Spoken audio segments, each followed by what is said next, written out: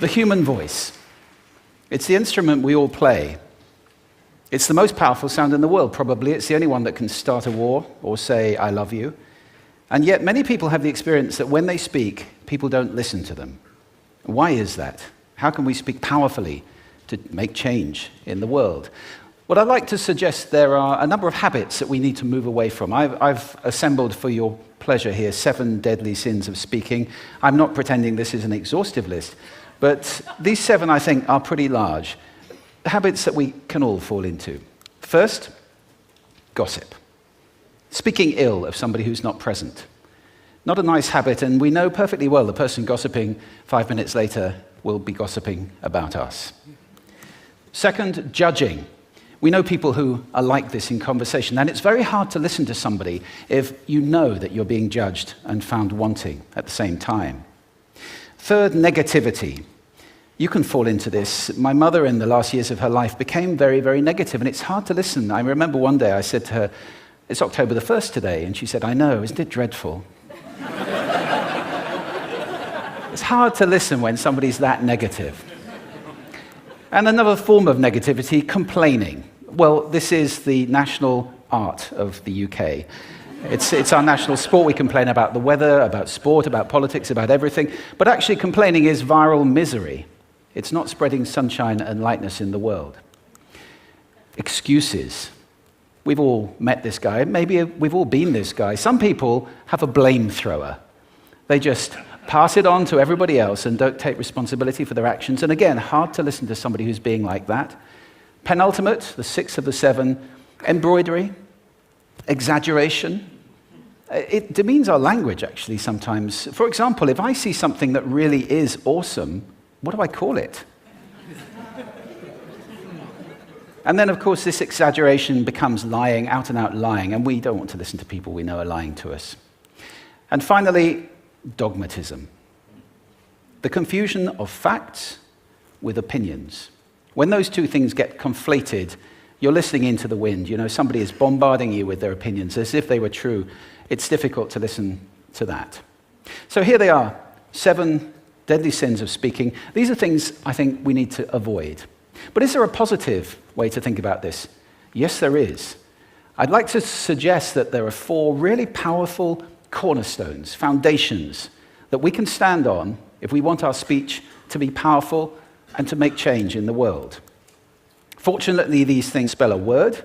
The word is hail, and it has a great definition as well. I'm not talking about the stuff that falls from the sky and hits you on the head. I'm talking about this definition, to greet or acclaim enthusiastically, which is, I think, how our words will be received if we stand on these 4 things. So what do they stand for? See if you can guess. The H, honesty, of course. Being true in what you say, being straight and clear. The A is authenticity, just being yourself. A friend of mine described it as standing in your own truth, which I think is a lovely way to put it. The I is integrity, being your word, actually doing what you say, and being somebody people can trust. And the L is love. I don't mean romantic love, but I do mean wishing people well. For 2 reasons. First of all, I think absolute honesty may not be what we want. I mean, my goodness, you look ugly this morning. Perhaps that's not necessary. Tempered with love, of course, honesty is a great thing. But also, if you're really wishing somebody well, it's very hard to judge them at the same time. I'm not even sure you can do those 2 things simultaneously. So, hail. Also, now that's what you say, and it's like the old song, it is what you say, it's also the way that you say it. You have an amazing toolbox. This instrument is incredible, and yet this is a toolbox that very few people have ever opened. I'd like to have a little rummage in there with you now, and just pull a few tools out that you might like to take away and play with, which will increase the power of your speaking. Register, for example. Now, falsetto register may not be very useful most of the time, but there's a register in between. I'm not going to get very technical about this for any of you who are voice coaches. You can locate your voice, however. So if I talk up here in my nose, you can hear the difference. If I go down here in my throat, which is where most of us speak from most of the time, but if you want weight, you need to go down here to the chest. You hear the difference? We vote for politicians with lower voices. It's true, because we associate depth with power and with authority. That's register. And we have timbre. It's the way your voice feels. Again, the research shows that we prefer voices which are rich, smooth, warm, like hot chocolate. Well, if that's not you, that's not the end of the world, because you can train. Go get a voice coach. And there are amazing things you can do with breathing, with posture, and with exercises to improve the timbre of your voice. Then prosody. I love prosody. This is the sing-song, the meta-language that we use in order to impart meaning. It's route one for meaning in conversation. People who speak all on one note are really quite hard to listen to if they don't have any prosody at all. That's where the word monotonic comes from, or monotonous, monotone. Also, we have repetitive prosody now coming in, where every sentence ends as if it were a question, when it's actually not a question, it's a statement. And if you repeat that one over and over, it's actually restricting your ability to communicate through prosody, which I think is a shame. So let's try and break that habit. Pace. I can get very, very excited by saying something really, really quickly, or I can slow right down to emphasize. And at the end of that, of course, is our old friend, silence. There's nothing wrong with a bit of silence in a talk, is there? We don't have to fill it with ums and ahs. It can be very powerful. Of course, pitch often goes along with pace to indicate arousal, but you can do it just with pitch. Where did you leave my keys? Where did you leave my keys?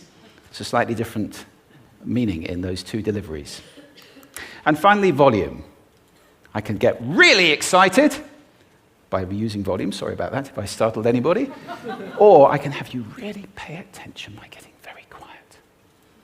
Some people broadcast the whole time, try not to do that. That's called sodcasting. Imposing your sound on people around you carelessly and inconsiderately, not nice.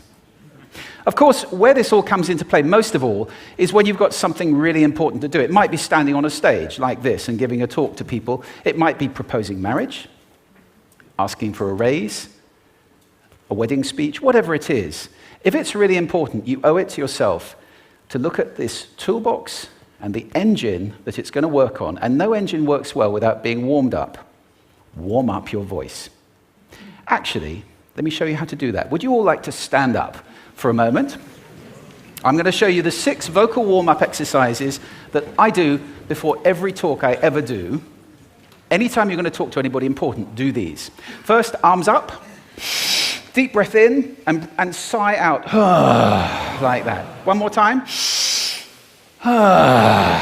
Very good.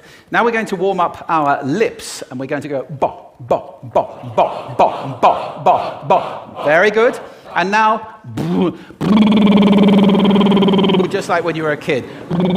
Now your lips should be coming alive. We're going to do the tongue next with exaggerated la, la, la, la, la, la, la, la, la. Beautiful. You're getting really good at this. And then roll an R. That's like champagne for the tongue. Finally, and if I can only do one, the pros call this the siren. It's really good. It starts with we and goes to or. The we is high, the or is low. So you go wee, or, wee. Fantastic. Give yourselves a round of applause. Take a seat. Thank you. Next time you speak, do those in advance. Now, let me just put this in context to close. This is a serious point here. This is where we are now, right? We speak not very well into people who simply aren't listening in an environment that's all about noise and bad acoustics. I have talked about that on this stage in different phases.